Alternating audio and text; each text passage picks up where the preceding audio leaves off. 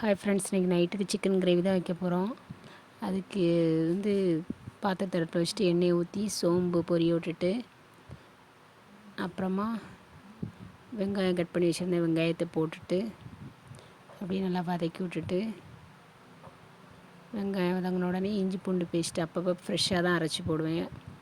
அரைச்சி போட்டுட்டு அதையும் வதக்கி விட்டுட்டு, அப்புறமா தக்காளி 2 பச்சை மிளகாய், 2 தக்காளி 2 பச்சை மிளகாய் அதையும் கீறி வச்சுருந்ததை போட்டுட்டு நல்லா வதக்கி விட்டாச்சு. இந்த சிக்கனுக்கு சோம்பு போட்டு தாளிக்கும் போது நல்லாயிருக்கும். பெருஞ்சீரகம் போட்டு தாளிக்கும் போது இன்னும் நல்லா வாசனையாக இருக்கும், நல்லாவும் இருக்கும்.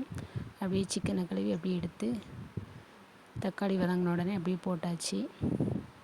போட்டு நல்லா வதக்கி விட்டுட்டு அப்படியே உப்பும் போட்டாச்சு. உப்பு போட்டு வதக்கி விட்டாச்சுன்னா அந்த சிக்கனே தண்ணி விட்டு வருமா, அதிலே அப்படியே வதங்கிரும். அதுக்காக வேண்டி அப்படியே பிரட்டி விட்டாச்சு. பிரட்டி விட்டு ஒரு மூடியை போட்டு மூடி வச்சிட்டோம்னா அப்படி கொஞ்சம் வெந்துட்டுருக்கும். அந்த பக்கம் சாப்பாடும் ரெடி ஆகிட்டுருக்கு. ஒரு 10 நிமிஷம் கழித்து பார்த்தா நல்லா தண்ணி விட்டு வந்துருந்துச்சு. நான் தண்ணி எதுவுமே சேர்க்கலை, அதில் சிக்கனில் உள்ள தண்ணியை நல்லா விட்டுருந்துச்சு. அதுக்கப்புறம் ஒரு 5 நிமிஷம் கழித்து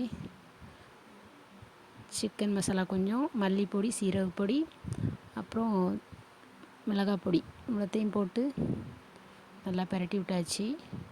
கொஞ்சம் திக்கான கிரேவி வேணுங்கிறதுக்காண்டி குறைய தேங்காயும் அரைச்சி சேர்த்துக்கிட்டேன், இன்னும் நல்லாயிருக்கும்.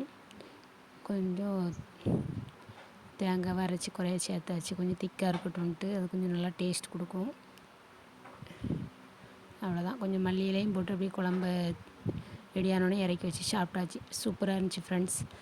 நீங்களும் ஈஸியாக டேஸ்ட்டாக வைக்கணும்னா அந்த முறையை ட்ரை பண்ணி பாருங்கள். சூப்பராக இருக்கும் குழம்பு. வீடியோ பிடிச்சா லைக் பண்ணுங்கள், சேனலை சப்ஸ்கிரைப் பண்ணுங்கள், கமெண்ட் பண்ணுங்கள். பாய் ஃப்ரெண்ட்ஸ், அடுத்த வீடியோவில் பார்ப்போம்.